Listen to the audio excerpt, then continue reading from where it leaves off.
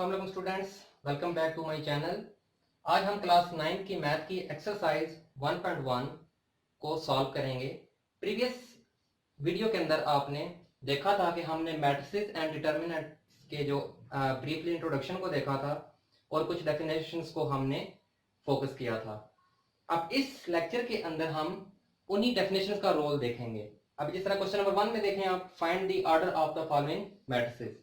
अब कुछ given matrices हैं हमें A B C D E F. अब हम क्या करेंगे, इन मैट्रिसेस का ऑर्डर कैसे निकालते हैं।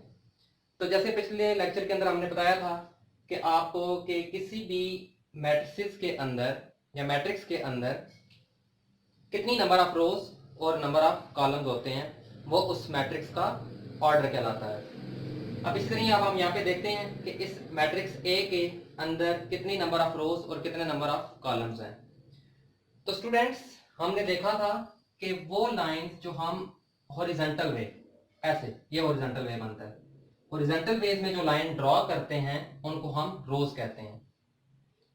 ओके, मैं यहां पे लिख भी देता हूं, रोज लाइंस इन हॉरिजॉन्टल वे। इसी तरीके से फिर हमने क्या करना है, वर्टिकल वे के अंदर भी लाइन को ड्रॉ करना है। यानी इन दो एलिमेंट के साथ ये एक लाइन ड्रॉ हो रही है, इन दो एलिमेंट के साथ ये लाइन ड्रॉ हो रही है, तो इनको हम कहते हैं कॉलम, यानी lines in vertical way, these are columns. तो अब जैसा कि आप देखें कि इनके अंदर वर्टिकल वेज के अंदर दो लाइन आ रही हैं और हॉरिजॉन्टल वे के अंदर भी दो लाइन आ रही हैं। तो इसलिए हमने अब इसका ऑर्डर लिखना है। तो ऑर्डर लिखने के लिए हमने क्या करना है, पहले रोज के नंबर को लिखते हैं। ओके स्टूडेंट्स, अब यहाँ पे देखिए रोज जो हमारे पास हॉरिजॉन्टल वे के अंदर लाइन ड्रा हुई है वो दो लाइंस हैं, टू लाइंस हैं। ओके, तो हम यहाँ पे लिखेंगे टू, फिर आपने बीच में डैश डालनी है, फिर बाय, फिर डैश डाल के। अब वर्टिकल वे में कितनी लाइन ड्रॉ है, वो भी टू है, तो 2/2। ठीक है, तो इसलिए मैट्रिक्स ए का जो हमारे पास ऑर्डर है वो 2/2 है। यहां पे आप लिखेंगे आप order of matrix A is 2/2। ठीक है, सेम इसी तरीके से अब हम क्या करेंगे, ये मैट्रिक्स बी है, इसको देखते हैं। तो यहां पे आप सबसे पहले क्या करना है, हमने हॉरिजॉन्टल वेज में लाइन को ड्रॉ करना है। कितनी लाइन बन रही है हॉरिजॉन्टल वे में, 2। यहाँ पे आप लिखेंगे 2 डैश, फिर आपने लिखना है बाय डैश। उसके बाद आपने वर्टिकल वे में कितनी लाइन को ड्रॉ किया है, वो भी हमारे पास आ रही हैं 2। तो अब ये मैट्रिक्स डी है, ठीक है, इसलिए अब हम क्या लिखेंगे जी, ऑर्डर ऑफ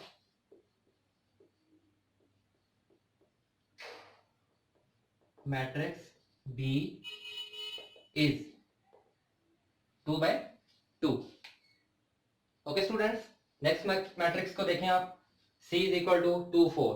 आप उसी तरह पहले आपने हॉरिजॉन्टल बेस में लाइन को ड्रॉ करना है, इन्हें उन एलिमेंट्स के नीचे आपने लाइन को ड्रॉ करना है। अब यहाँ पे दो ही एलिमेंट्स हैं और नीचे कोई एलिमेंट्स नहीं है, इसलिए हम और लाइन को ड्रॉ नहीं करेंगे।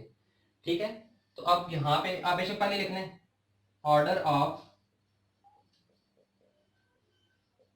मैट्रिक्स C इज, अब हॉरिजॉन्टल वे के अंदर एक लाइन ड्रॉ हुई है तो आप 1 लिखेंगे, 1/।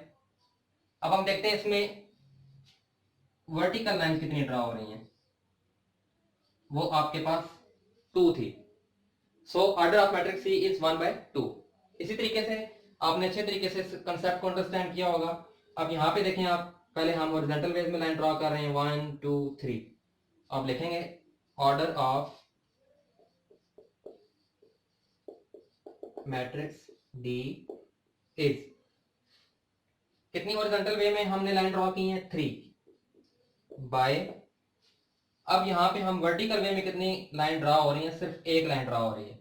So the order of matrix D is 3/1। Okay students, next E part देखें आप, ADBECF। अब यहाँ पे हॉरिजॉन्टल वेज में 1 2 3 लाइंस ड्रॉ हो रही हैं और वर्टिकल वेज में 2 लाइन ड्रॉ हो रही हैं। So it's order 3/2। याद रखना है हमेशा, आपने रोज के नंबर को पहले लिखना है, ठीक है। यानी जो हॉरिजॉन्टल वेव में जो लाइन ड्रा हुई हैं उनको हम रोज कह रहे हैं, रोज के नंबर को आपने पहले लिखना है। तो order of matrix E is 3/2। Okay, अब मैट्रिक्स F की बात आ रही है। अब यहां पे देखें, ये जरा कंफ्यूज करता है स्टूडेंट्स को।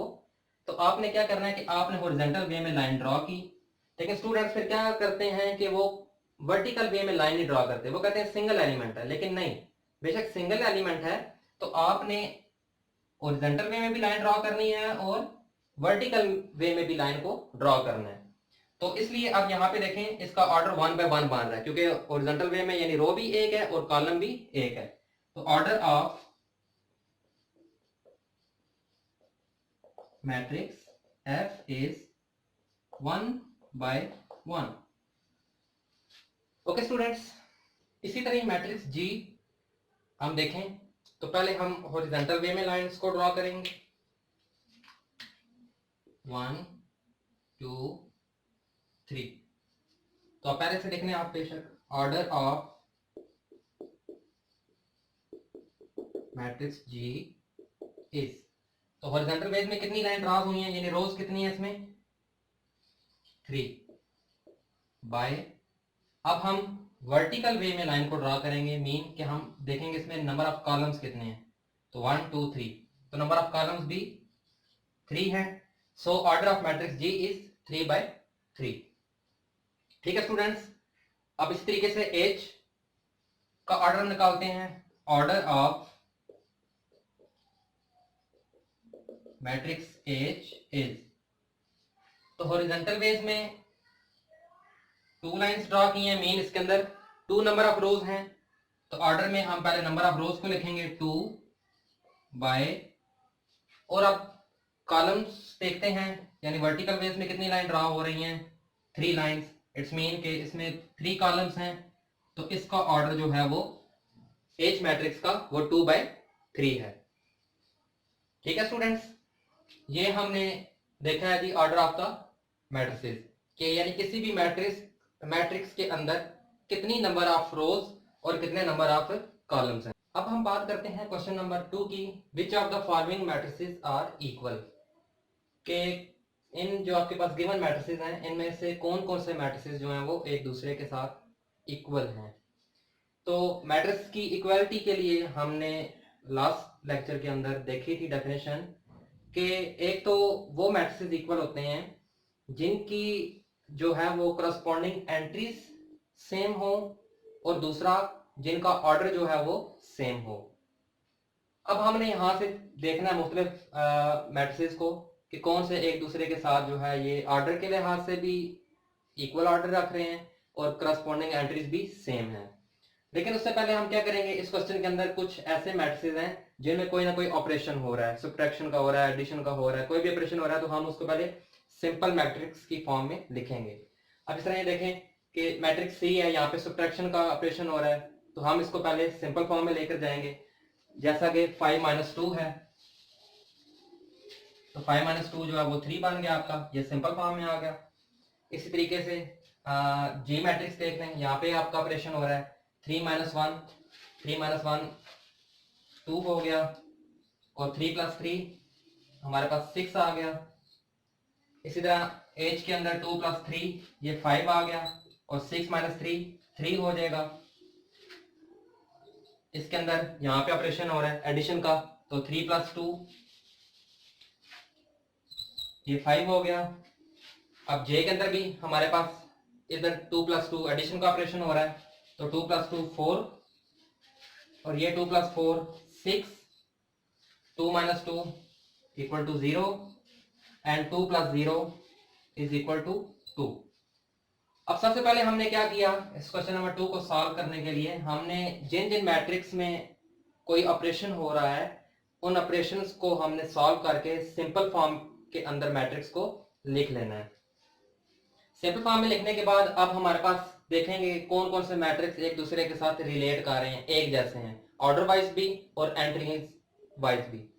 अब मैट्रिक्स ए देखें, A = 3, तो और ऐसा कौन सा मैट्रिक्स है जिसकी सेम एंट्री और सेम ऑर्डर है, यानी 1 बाय 1।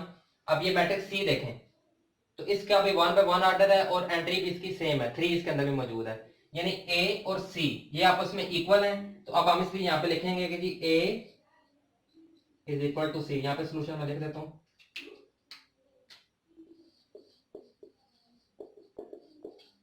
ठीक है, ये दो मैट्रिक्स हो गए हमारे पास। इसी तरीके से B इज इक्वल टू 3 5। और कौन सा मैट्रिक्स है जिसकी एंट्री सेम आ रही हैं? तो ये आप देखें I 3 5, तो यहाँ पे भी 3 और 5 है, तो मैट्रिक्स B और I एक दूसरे के इक्वल आ रहे हैं। तो यहाँ पे लिखेंगे B is equal to I, जो जो हो रहे हैं उनको आप टिक कर लें। ठीक है स्टूडेंट, C भी हो गया। D 5 3। अब यहाँ पे देखें D और H आपस में जो है वो सेम प्रॉपर्टी रख रहे हैं, T और H, तो इसलिए हम लिखेंगे D is equal to H। अब यहां पे देखें 4062 E मैट्रिक्स 4062, तो यहां से आप ये देखें J के, तो J की भी जो एंट्रीज है वो क्या है, वो 4062 है, इसलिए हम कहेंगे कि E is equal to J, यानी E जो है वो J के इक्वल आ रहा है। ठीक है स्टूडेंट्स, इसी तरीके से F हमारे पास 2 6 आ रहा है, और F और बिल्कुल साथ ही आप देखें G भी है, तो G और F की वैल्यू सेम आ रही हैं, तो हम लिखेंगे G F is equal to G। ठीक है स्टूडेंट्स, तो ये आप देख लें कि इक्वालिटी जो है वो हमने किन किन मैट्रिसेस के बिटवीन थी, उनको वो हमने जो है वो उनका सोल्यूशन जो है वो नीचे लिख लिया है।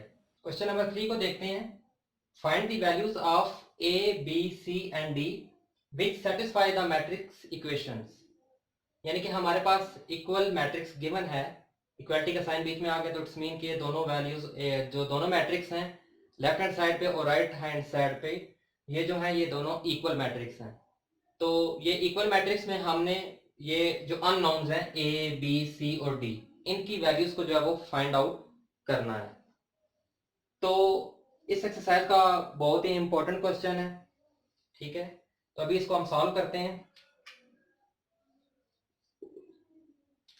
अच्छा स्टूडेंट्स, क्या करना है हमने इसमें, हमने इनमें दोनों मैट्रिक्स को कोरिलेट कराना है, इनकी एंट्रीज को, यानी कि अब हमने इनकी डिफरेंट इक्वेशंस बनानी है। इक्वेशंस कैसे बनानी है कि आप ये देखें कि इस मैट्रिक्स की जो पहली एंट्री है, ये पूरे विद ऑपरेशन, ये क्योंकि एक ही एंट्री बांधी गई है, इसकी पहली एंट्रीज को इक्वल टू दिस मैट्रिक्स की जो फर्स्ट एंट्रीज है उसके साथ इक्वल लिख लेना है, यानी A प्लस C, इसकी first entry is equal to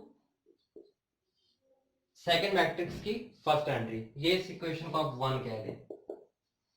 इसी तरीके से second entry is equal to second entry of that matrix A plus 2B is equal to -7।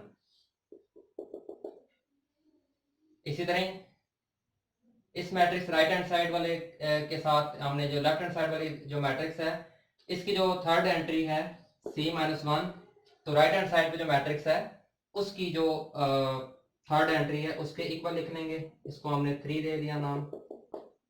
इसी तरीके से इसकी 4 एंट्री, इसकी 4 एंट्री के साथ हमने इक्वल लिखना है, इसको 4 नाम दे देंगे।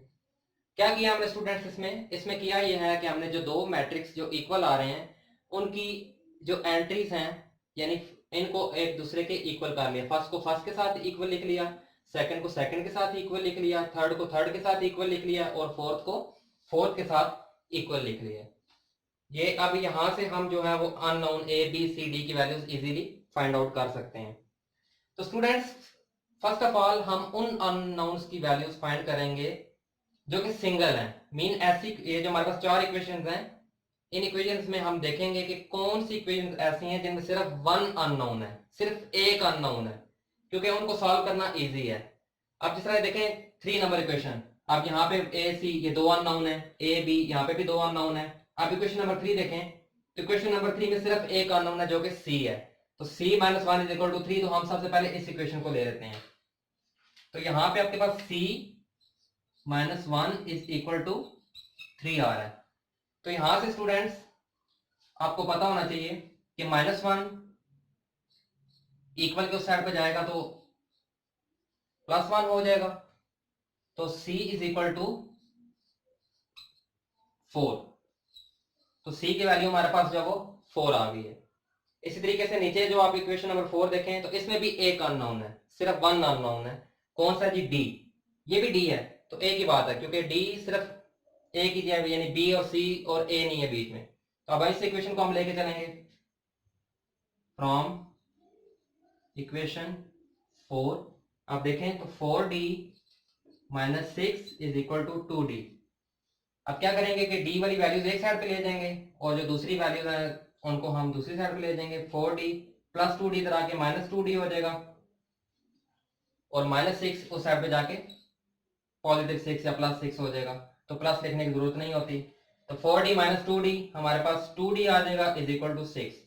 अब ये 2 इस d के साथ मल्टीप्लाई कर रहा है लेकिन हमें सिर्फ d की वैल्यू फाइंड आउट करनी है, तो 2 यहाँ पे मल्टीप्लाई कर रहा है, तो इक्वल टू साइड पे जाके इसका ऑपरेशन चेंज हो जाएगा।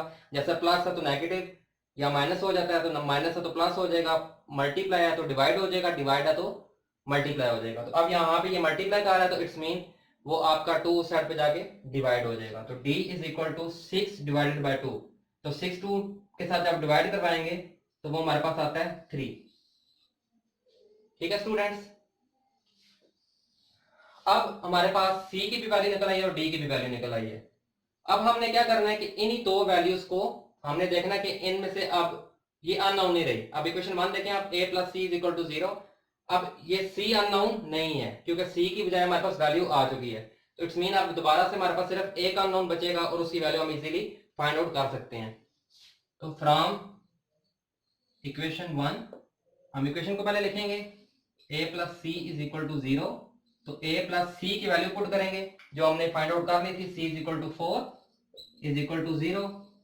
तो ये +4 है, तो मैंने आपको पहले बताया था कि ऑपरेशन चेंज हो जाता है, प्लस है तो साइड पे जाके ये -4 हो जाएगा। तो a की वैल्यू भी हमने जो फाइंड आउट कर ली है। अब इक्वेशन नंबर 2 b की वैल्यू रह गई है फ्रॉम इक्वेशन 2। इक्वेशन 2 में देखें आप तो a plus 2b is equal to -7।